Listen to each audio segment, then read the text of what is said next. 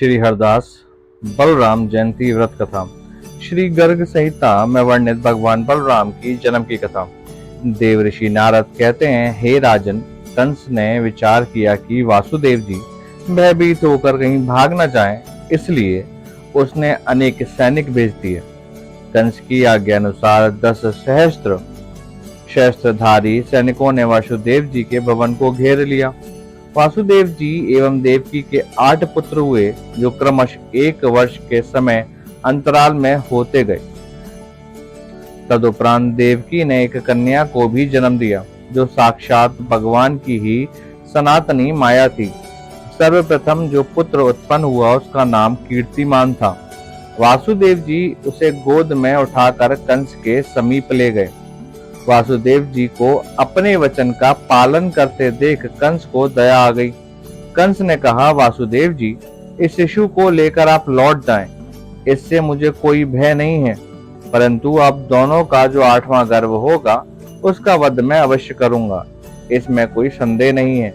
श्री नारद जी कहते हैं, राजन, कंस के ऐसा कहने पर वासुदेव जी अपने पुत्र सहित घर लौट आए, किंतु उस दुरात्मा के वचन को उन्होंने तनिक भी सत्य नहीं माना।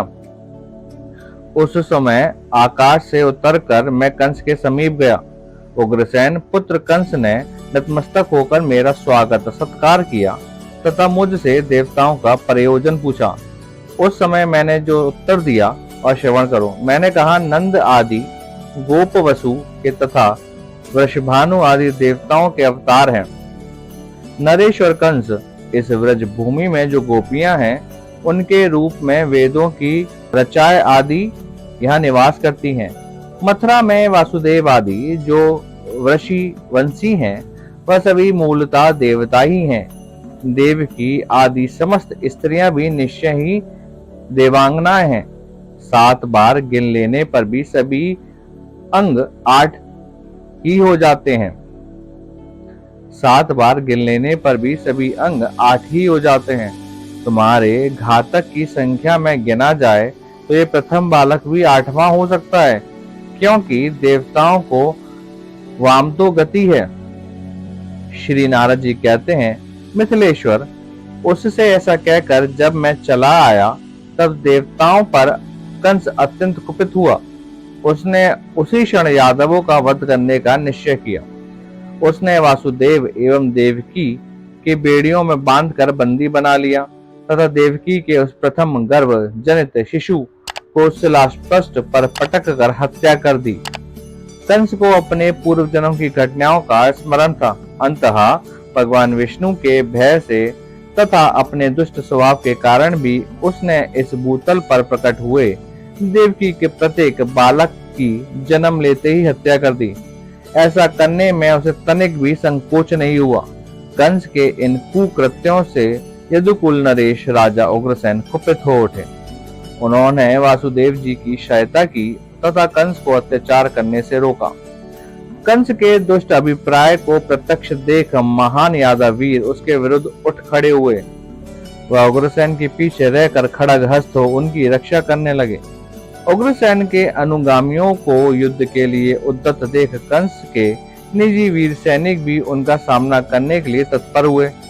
राज्यसभा के मंडप में ही उन दोनों दलों का परस्पर युद्ध होने लगा। राजद्वार पर भी उन दोनों दलों के वीरों में परस्पर युद्ध छिड़ गया। वे सभी एक दूसरे पर खड्ग का प्रहार करने लगे। इस संघर्ष में 10 सहस्त्र मनुष्य मृत्यु हो गए। तदंतर कंस ने गदा हाथ में लेकर पिता की सेना को कुचलना आरंभ किया। उसकी गदा स्पर्श मात्र से ही अनेक मनुष्यों के मस्तक विदीर्ण हो गए, कितनों के पांव कट गए, नख विदीर्ण हो गए, बाहें कट गईं तथा वे सभी निराश एवं निसहाय हो गए। कुछ औंधे मुख एवं कुछ उत्तान होकर अस्त्र शस्त्र लिए क्षण भर में धराशायी हो गए। अनेक वीर रक्त वमन करते हुए मूर्छित हो गए एवं काल के गाल में चले गए। वह इतना रक्त प्रभावित हुआ कि संपूर्ण सभा मंडप रक्त रंजित हो गई। राजराजेश्वर, इस प्रकार दुष्ट एवं मद कंस ने कुपित हो उद्भट शत्रुओं को धराशायी करके अपने पिता को बंदी बना लिया। उस दुष्ट ने उग्रसेन जी को राज सिंहासन से उतारकर पाश में बंधक बनाकर उनके मित्रों सहित उन्हें भी कारागार में बंदी बना लिया। मधु एवं सूरसेन की समस्त संपत्ति पर अधिकार करके कंस स्वयं सिंहासन पर आसीन होकर राज्य पर शासन करने लगा। समस्त पीड़ित यादव तत्काल चारों दिशाओं में विभिन्न देशों में पलायन कर गए तथा वहीं निवास करते हुए उचित अवसर की प्रतीक्षा करने लगे। देवकी का 7वां गर्भ उनके लिए हर्ष एवं शोक दोनों की वृद्धि करने वाला हुआ। उसमें साक्षात अनंत देव अवतीर्ण हुए थे। योग माया ने देवकी के उस गर्भ को संरक्षण किया, द्वारा खींचकर व्रज में रोहिणी के गर्भ में पहुंचा दिया। ऐसा हो जाने पर मथुरा के लोग खेद प्रकट करते हुए कहने लगे, अहो बेचारी देवकी का गर्भ कहाँ चला गया, कैसे गिर गया। ब्रज में उस गर्भ को गए 5 ही दिन व्यतीत हुए थे कि भाद्रपद शुक्ल षष्ठी को स्वाति नक्षत्र में बुधवार के दिन वासुदेव की पत्नी रोहिणी के गर्भ से अनंत देव का अवतार हुआ। उच्च स्थान में स्थित 5 ग्रहों से घिरे हुए तुला लग्न में दोपहर के समय बालक का जन्म हुआ। उस जन्म वेला में जब देवता पुष्प वर्षा कर रहे थे तथा मेघ वारी बिंदु बिखेर रहे थे, प्रकट हुए अनंत देव ने अपनी अंग कांति से नंद भवन को प्रकाशित कर दिया। नंद राय जी ने भी उस शिशु का जात कर्म संस्कार करके ब्राह्मणों को 10 लाख गायें दान की। गोपों को आमंत्रित कर उत्तम गान विद्या में निपुण गायकों के संगीत सहित महान मंगलमय उत्सव का आयोजन किया। देवल, देवरात, वशिष्ठ, बृहस्पति तथा मुझ नारद सहित श्री कृष्ण, द्रौपदी, व्यास भी वहां पधारे तथा नंद जी द्वारा अर्पित पाद आदि उपहारों से अत्यंत प्रसन्न हुए। नंद राय जी ने पूछा, महर्षियों, ये सुंदर बालक कौन है जिसके समान दूसरा कोई अन्य प्रतीत नहीं होता। महामुने, इसका जन्म 5 ही दिवस में कैसे हुआ, कृपया मुझे ये बताने की कृपा करें। श्री व्यास जी बोले, नंद, तुम्हारा अद्भुत सौभाग्य है। इस शिशु के रूप में साक्षात सनातन देवता शेषनाग पधारे हैं। सर्वप्रथम तो मथुरापुरी में वासुदेव द्वारा देवकी के गर्भ में इनका अभिभर्व हुआ। तदुपरांत भगवान श्री कृष्ण की इच्छा से इनकी देवकी के उदर से कल्याणमयी रोहिणी के गर्भ में आगमन हुआ है। नंदराय, ये योगियों के लिए भी दुर्लभ है, किंतु तुम्हें इनका प्रत्यक्ष दर्शन हुआ है। मैं महामुनि वेद व्यास इनके दर्शन हेतु ही यहाँ उपस्थित हुआ हूँ। अंततः तुम शिशु रूपधारी इन परात्पर देवता का हम सभी को दर्शन कराओ। श्री नारद जी कहते हैं, राजन, तदंतर नंद ने आश्चर्यचकित होकर शिशु रूपधारी शेष जी का उन्हें दर्शन कराया। पालने में विराजमान शेष जी का दर्शन करके सत्यवती नंदन व्यास जी ने उन्हें प्रणाम करके उनकी स्तुति की।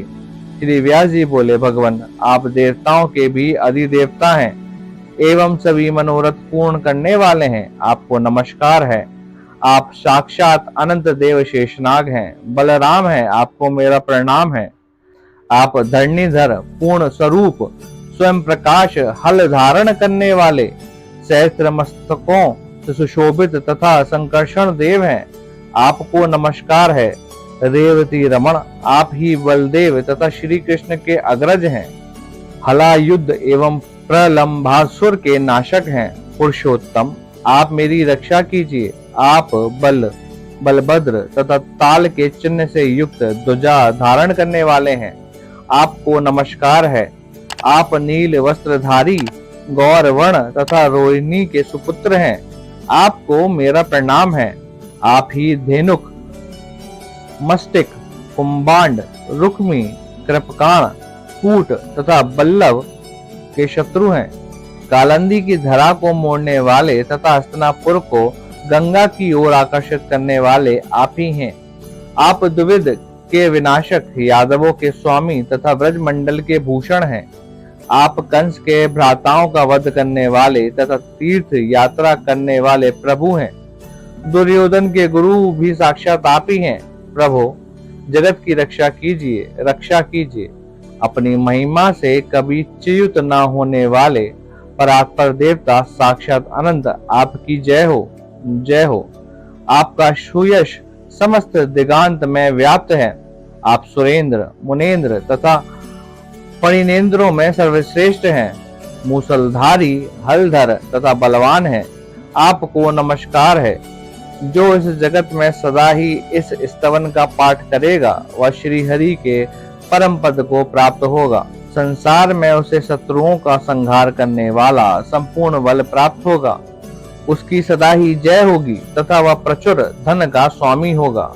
श्री नारद जी कहते हैं, राजन, पराशर नंदन विशाल बुद्धि, बद्रायण मुनि, सत्यवती कुमार श्री कृष्ण, देवव्यापन वेद व्यास उन मुनियों के सहित बलराम जी की को 100 बार प्रणाम कर एवं परिक्रमा करके सरस्वती नदी के तट पर चले गए। इस प्रकार श्री गर्ग संहिता में गोलोक खंड के अंतर्गत श्री नारद जी बहुलाश्रय संवाद में बलभद्र जी के जन्म की कथा पूर्ण हुई।